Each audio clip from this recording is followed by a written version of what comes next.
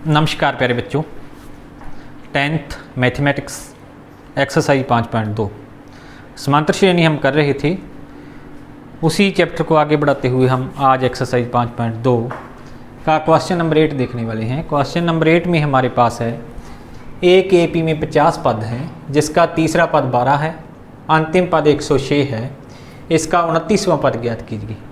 हमारे पास एपी में कुल 50 पद दिए हैं, उसका तीसरा पद दिया हुआ है और अंतिम पद दिया है और 29वां पद हमने ज्ञात करना है।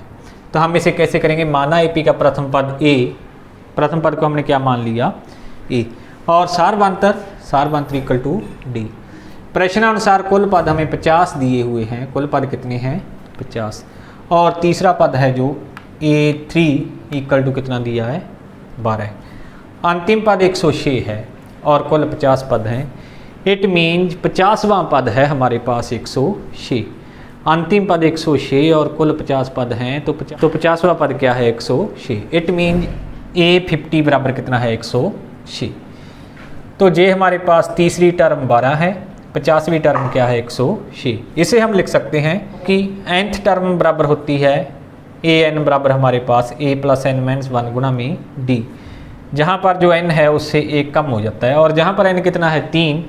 इट मीन्स जे हो गया a प्लस 2d बराबर है 12 और जे हो गया a प्लस 50 मैन से 49d बराबर 106।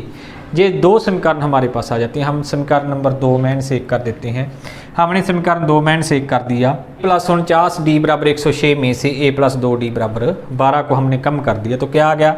जे a मैन से हो गया जी कैंसिल, जे पॉजिटिव था नेगेटिव हो गया, 47d आ गया। 49 में से 2d हमने घटा दिया, 106 में से 12 हमने कम कर दिया तो 94 आ गया हमारे पास।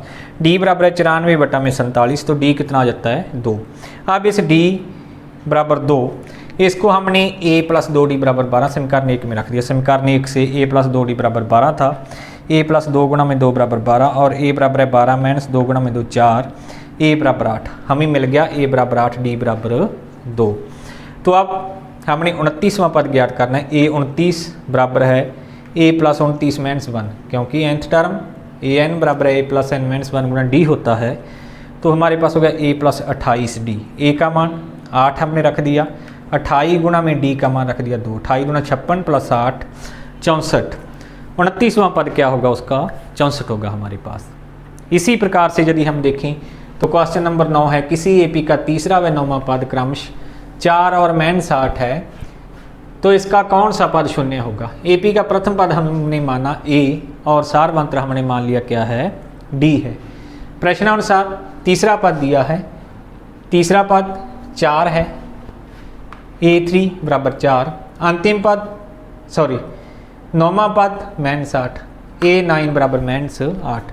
जे 3 है तो 2d हो जाएगा, जे 9 है तो 8d हो जाएगा, क्योंकि nth टर्म an बराबर होती है a प्लस n माइनस 1 गुणा में d।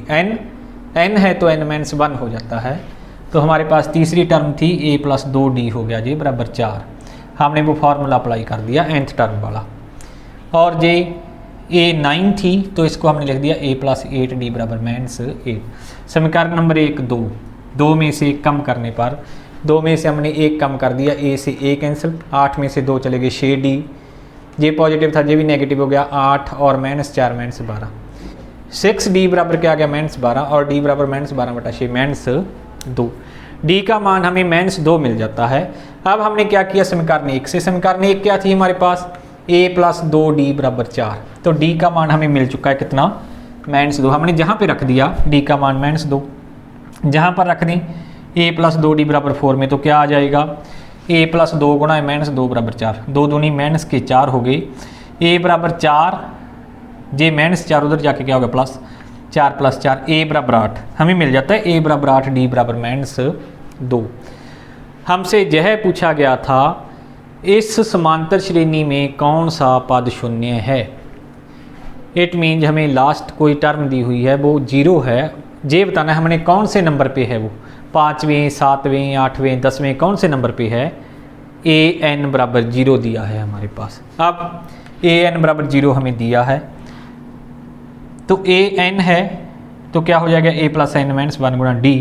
nth टर्म का फार्मूला है हमारे पास। हमने इस n नंबर का पता करना है कि जो ये जीरो टर्म है ये कौन से नंबर पे, इस n का, ये a का मान भी हमें पता है, d का ही पता है, a का हमने रख दिया 8, d का रख दिया -2 बराबर है 0 एज इट इज़। तो n-1 क्या हो गया जी, -8 हो गया उधर जाके, और n-1 -8 बटे में ये -2 इसके बटे में चला गया, -1 से -1 कैंसिल, n-1 बराबर कितना आ गया 4, n-1 बराबर क्या मिल जाता है 4। तो n क्या होगा 4 + 1, मेंस का 1 था उधर जाके प्लस का हो गया, n बराबर कितना आ गया 5। तो पांचवा पद है जो इस समांतर श्रेणी का वह क्या होगा 0 होगा। नंबर 10 यदि हम देखें तो हमारे पास है किसी एपी का 17वां पद 10वें पद से 7 अधिक है, इसका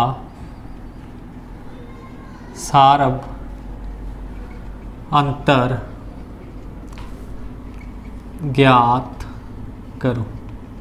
हमारे पास कोई एपी दी हुई है, कोई समांतर श्रेणी दी हुई है, और उसका हमारे पास क्या है एपी का 17वां पद है जो 10वें पद से 7 अधिक है, हमने उस एपी का सारब अंतर ज्ञात करना है। तो हम कैसे करेंगे इसे, माना एपी का प्रथम पद क्या होगा ए मानते हैं हम, हमने माना कि ए है, और एपी का सारब अंतर हमने मान लिया, माना सारब अंतर बराबर है डी। अब प्रश्नानुसार क्या है हमारे पास, प्रश्न हमें कहता है कि 17वां पद 10वें पद से 7 अधिक है, 17वां पद ए 17, 10वें पद से 10वां पद ए 10, 10वें पद से क्या है 7 अधिक, मीन्स 10वें पद में क्या है 7 जुड़ जाता है। हमें पता है ए एन किसके बराबर है, ए प्लस n-1 गुना में डी।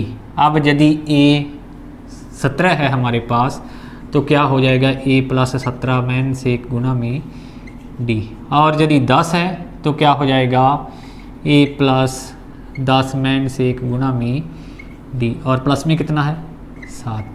ये हो गया ए प्लस 16d, और ये हो गया ए प्लस 9d प्लस 7। अब इधर ले आए, हमने क्या लिख दिया a-से प्लस 16d-9d बराबर 17। ये क्या रह गया हमारे पास 7d बराबर 7, और d बराबर है 7 बटे में 7। उस समांतर श्रेणी का सारब अंतर क्या होगा जो हमने ज्ञात करना था, सारब अंतर कितना होगा 1 होगा उसका। क्वेश्चन नंबर 11 है हमारे पास, मोस्ट इंपोर्टेंट क्वेश्चन है, एपी 3, 15, 27, 39 का कौन सा पद 54वें पद से 132 अधिक होगा। अब पहले हम 54वां पद ज्ञात करेंगे समांतर श्रेणी का। हमारे पास क्या दिया हुआ है, एपी का प्रथम पद हमें दिया हुआ है। प्रथम पद क्या है जिसे हम ए कहते हैं, क्या है हमारे पास प्रथम पद ए है हमारे पास 3, और क्या दिया है सारब अंतर भी दिया है। सारब अंतर जिसे हम किससे डिनोट करते हैं डी से, वह कितना होगा, दूसरे पद से हम पहला पद कम करेंगे 15-3, वो कितना होगा 12। अब 54वां पद क्या होगा, ए प्लस 54-1 गुना में डी। कारण क्या है, क्योंकि ए एन किसके बराबर होता है, ए प्लस n-1 गुना में डी। जो टर्म हम निकाल रहे हैं उससे एक कम हो जाता है। अब हम 54 टर्म निकाल रहे हैं तो 54-1 हो जाएगा। It means A plus 53d। ए का मान क्या था हमारे पास 3 प्लस 53 गुना में 12, ये हो गया 3 प्लस 12 36, 12 60 और 3 63, ये क्या हो गया 639।